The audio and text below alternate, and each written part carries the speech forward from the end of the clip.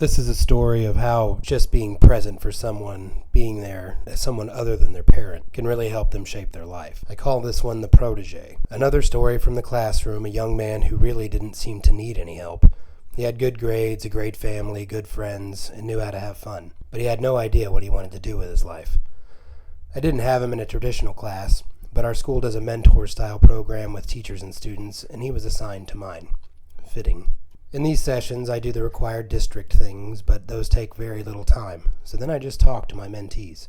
In this particular case, we went down a few fun rabbit holes of thought, from hollow earth theory being connected to volcano to how history books have changed. And that's when it hit me.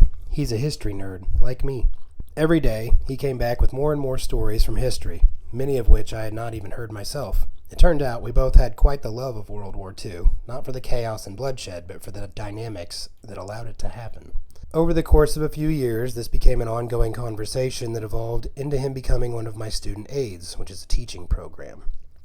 He only took the spot to fill a void in his schedule, but I just let him teach the class, which was world history, and he was a natural. He kept the entire class engaged with narrative storytelling. Not a single technological device was used to teach, and the entire class of almost 30 were glued to him, and this was before phones were banned. This was just the first lecture he gave, and he went from bell to bell with nothing but a story and a marker.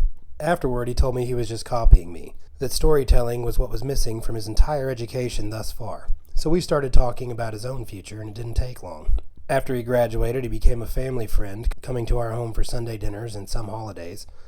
We have kept in touch, speaking regularly throughout his past 4 years in college. He'll graduate with his teaching degree this year, and I'm trying very hard to get him hired at our school.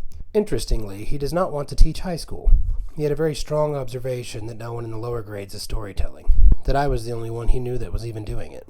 So he wants to continue the legacy by expanding to younger grades to inspire the love of learning, not just memorization. I now consider him a friend and a peer.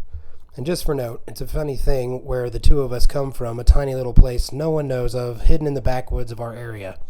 Our families are like the Hatfields and McCoys, but he and I are like beans and rice. We just go together.